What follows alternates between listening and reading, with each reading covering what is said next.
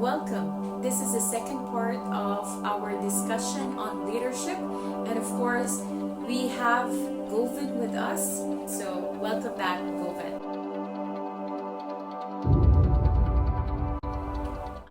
I know that as a nature expert, you know that every person has a potential. So, how do you motivate people to achieve greatness? And how do you inspire people to listen and follow a vision? You are very right. Every person has potential. People might have different skills and capabilities, but everyone is different. Actually, the right way to work on it is to identify those skills and capability people have. Some of us are very good in operational. Some of us are very good in strategic planning. Few of us are very good in creativity, thinking out of the box. When building this team, I always made sure that we are putting people on the right place. And that is why there are many people who actually move from one vertical to another vertical to make sure that they are feeling passionate about what they are doing. And at the same time, they are learning new things. It is very important to engage our volunteers. And that is why we have built a complete talent organization in our community as well. We have volunteers looking after the learning and development of our volunteers. We have people to look after whether our volunteers are engaged or not, and how do we make sure that they are also developing with us. We have volunteers to look after the hiring and onboarding piece of it. So we have a small HR team of very talented volunteers to take care of our people. And when you know that your people are taken care of from the hiring, onboarding, engagement, and development perspective, what you need to do is to make sure that you are leveraging and giving them opportunity to do the best with the skills and capability they have. In our community, we don't have any limitation of a younger person not being our president. A younger person can be a president if that person has a good people management and strategic mindset. So I think that's the key to make sure people are engaged.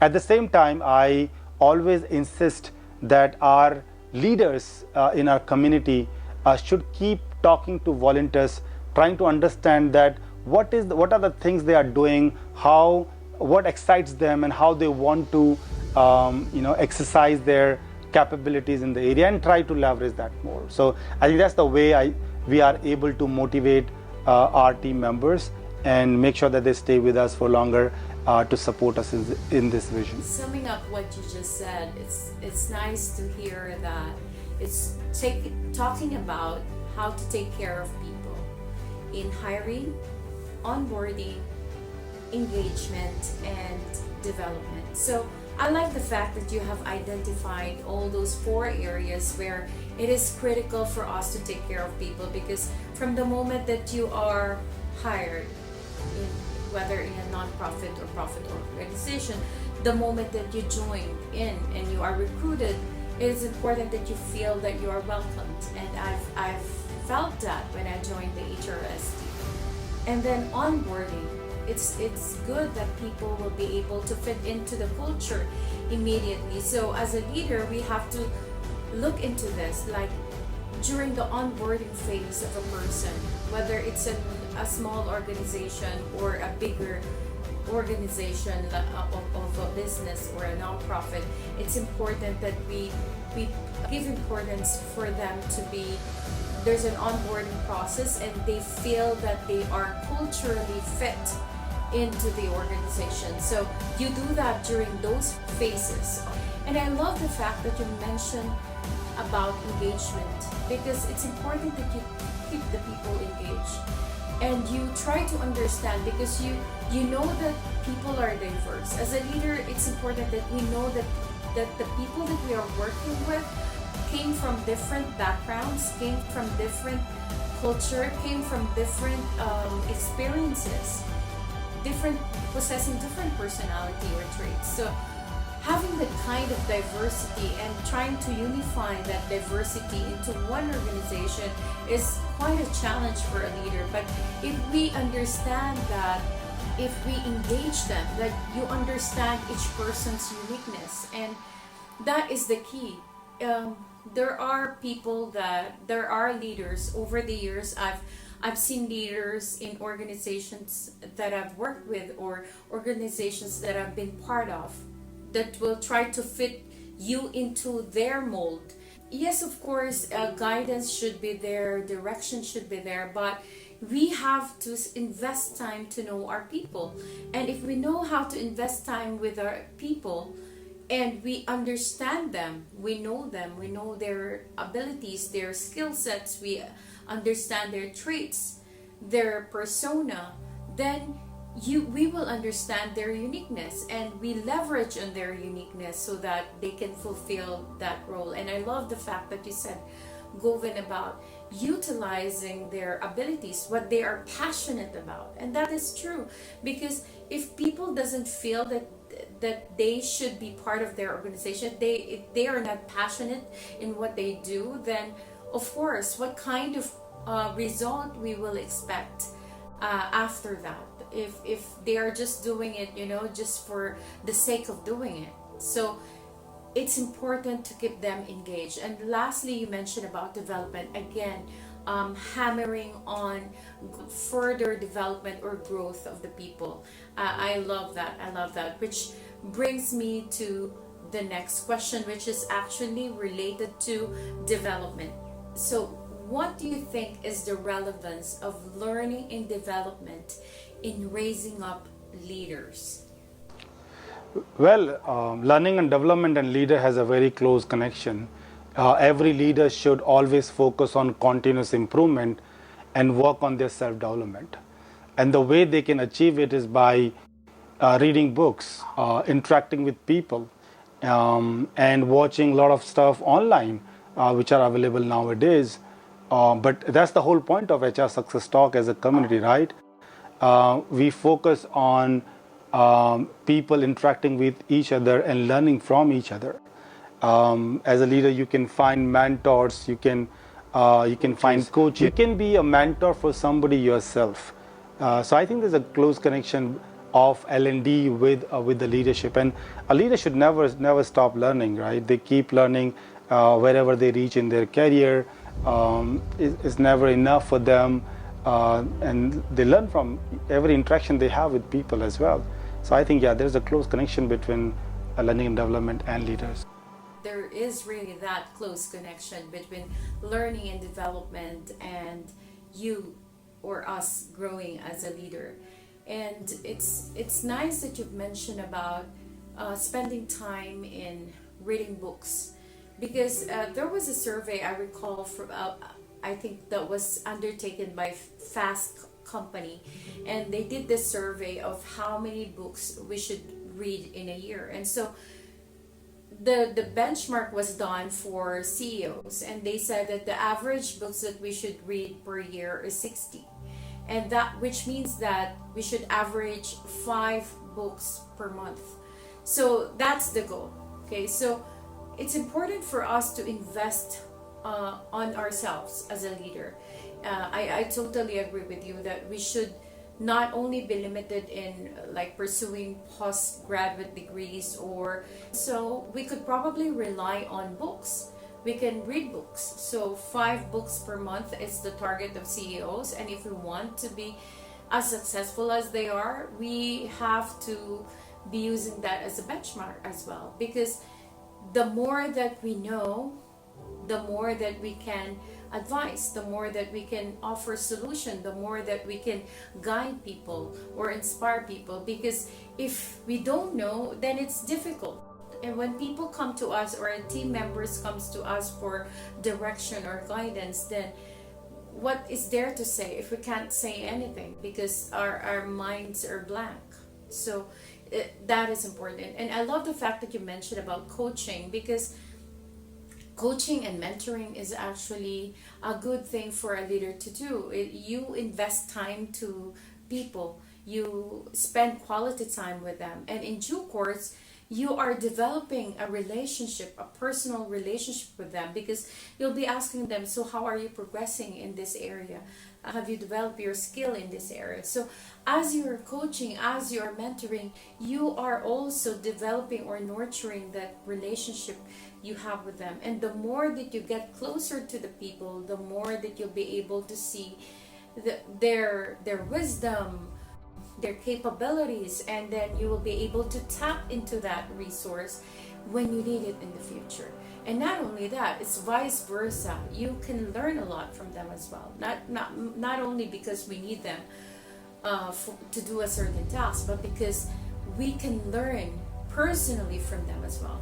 Sometimes there are occasions where you learn from the people that you mentored or people that you coached, because they have a different perspective, or sometimes they are really very good. I've encountered a lot of young people, a lot of not only young people, but people that I've worked with that are really smart, really sharp, and sometimes you will be surprised that, oh, they are thinking that way. And it's a good thing, especially when you are doing some brainstorming. All those creative juices are coming out from them. So you learn a lot from people. My next question is, I know that you are running a business, so you're part of the Three-Pillar Global. And then at the same time, you have this platform, the HR Success Talk. And of course, you have a family as well. So how do you keep the balance as a leader? Well, it was not easy for me to manage my professional life and also the same time family and this initiative, which is such a big one across the world. I think the way I was able to manage, I always invested heavily in building the team. And I thought that if we have a team which can work and take load on themselves and try to manage different blocks of this community, I think it will be easy for me to build such a huge community. 125,000 members, around 100 volunteers is not less than a small organization, isn't it? But it is happening because we have a structure in place. We have volunteers, over them we have managers, over them we have presidents, and then after that I also have a pool of advisors to guide me how can we take this vision to the next level. So it is all about the team, which has given me that freedom and time so that I can focus on more strategic aspects of it and think of building and taking this community to the next level. So I would say the right people at the right places has given me this opportunity that I'm able to take this organization here in last 9 years. I'm still thinking of how to take it more and elevate it. The takeaway in what you have said, Govind, is that we have to invest on structure and in people. It's true in leadership that we have to invest in people. I've seen different verticals are in place, and that is the structure. But if we don't have the right people handling all those verticals or handling every block, then it's difficult to carry out the bigger plan. And this is true in any type of leadership, whether we are leading an organization like a business or an organization like what we have, which is a non-profit organization. If we understand that people are important because they are the ones who are the drivers of what we plan to do as a leader. Leader cannot just do it alone. For the past 9 years that HRSD has been there, it's all about the people that are involved within. I like the idea of what you said, that you also have consultants, you also have advisors. As a leader, we should not be afraid to ask as well for advice, because there are people that thinks that since I'm a leader, well, I know it, I know what to do, I know it all, which is not true. Sometimes we're just playing a smart aleck so that people think that we know everything in whatever we do, which is not true. We cannot know everything, and that's a fact. So we have to consult as well, and that is also relying on people. So do not be afraid to rely on others for help, for solutions. So there are things that we cannot handle only by ourselves, and it's better to implement something where a lot of people have contributed also their ideas, their talents, their abilities. Because as a leader, you might have one strength and you may be weak in another, which other people may be good at, and they can complement you. And that's how it is in our organization.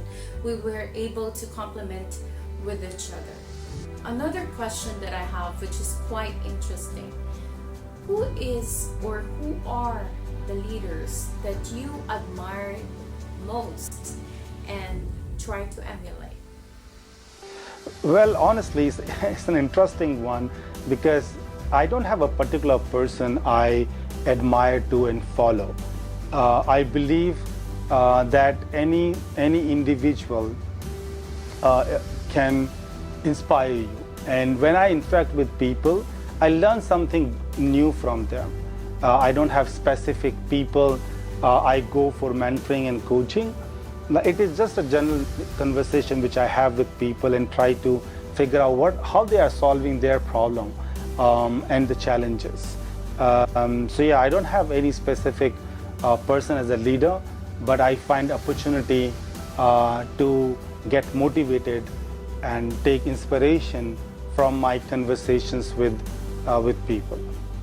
That is so true. I mean, our normal conversation on a daily basis would provide us an opportunity to meet people or encounter people that would suddenly inspire us. It doesn't necessarily follow that we have to have someone popular. But there are people who does that, like they are very moved by the way, like for example, they take inspiration from the people that we know, Steve Jobs, or like say Nelson Mandela, universally known as a good leader. So I like the fact that you mentioned that on your daily encounter with ordinary people, you take inspiration from them and you learn from them, and it's true. And we gain knowledge from them as well. So that's a good thing. So my next question is, what has been the biggest challenge you faced as a leader, and how did you tackle it? Well, a tough one. The biggest challenge I have faced as a leader is to align people, work in a team. That's the hard part of it. People are very good individually, but when it comes to work in a team, keeping the team objective at supreme, sometimes difficult and challenging. And I'm not talking about only HR Success Talk community, but at the same time, in general, I think it's tough for leaders to achieve this. And when a leader is able to achieve and able to build a high-performing team, that's where the miracle happens, right? Teams start giving their best foot forward to make sure that they are achieving the ultimate goal. How do I achieve it? And I have built very strong teams, whether it is HR Success Talk, and I think HR Success Talk is an awesome example of that, where people are voluntarily coming up and contributing and still delivering a high quality work for our community members, but in other organizations as well. And I think the key in this is to making sure that you build trust among themselves. So that's the key. That's the first building block of building a high-performing team, that you have to build trust in the team. And once you are able to build that trust, we have to make sure that all of them are aligning themselves to the higher purpose. I think that's the way you can start building a high-performing team. I can relate to that because of my past experiences, and we see that over the years our leadership capacity or ability has been challenged if we can really try to complement the skills sets of each individual members of the team, because we have to admit the fact that they came from different backgrounds and experiences. And another thing is that we have different approach to a specific task. So when we try to complete a plan or a project, different people have varying approach. They have different ways of solving a problem. They have different mindset. They have different perspective. And so if we want to unify that, it will really take us a lot of effort. So first off, we have to know the team. And it's true, yeah, you said about trust. We must be able to trust our people that they can do the work. And then, because sometimes the problem with leaders is that we give them a project, but then we micromanage. And based on experience as well, I've seen how micromanagement can demotivate people.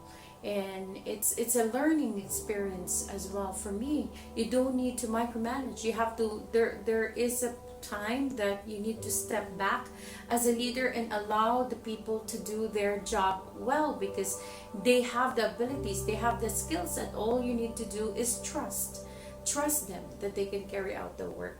And also to provide that kind of environment, a conducive environment where positivity flourish. If people that are working in teams are in a negative environment, and there's always a criticism, there's always the blame game, then it will not be successful.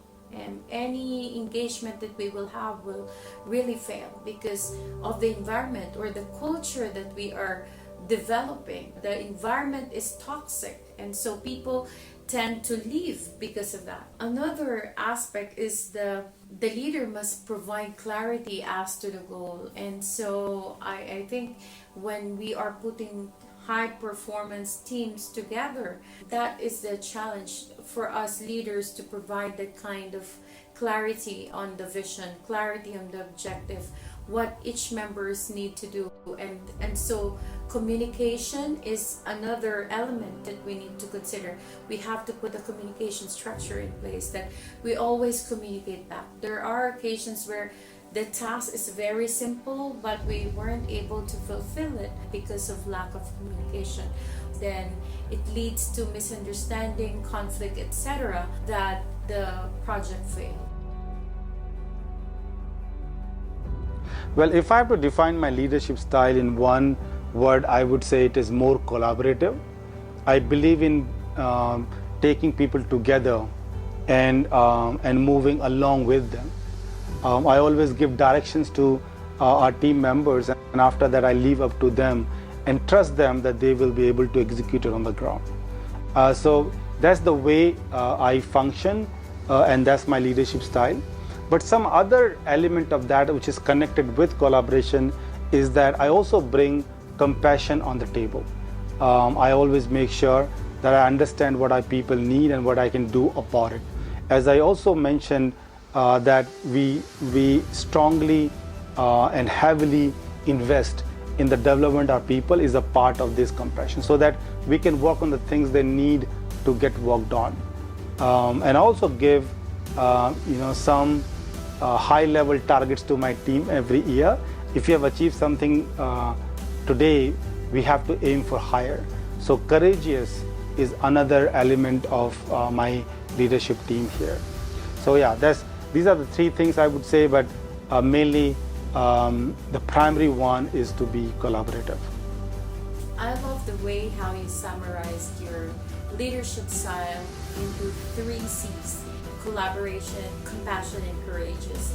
It's true that it's nice to use that word collaboration, that you collaborate, rather than the kind of leadership that dictates. Because there are people that will try to fit you into the mold. Do this, do that, or else this is the consequence. That kind of forceful way of leadership, which is not effective. It's not an ideal leadership style. So it's nice that you collaborate with people. It's like joining hands with them, and you try to be empathetic with them, that you are really part. You are not putting yourself high and above the others. So, and another thing about you mentioned compassion.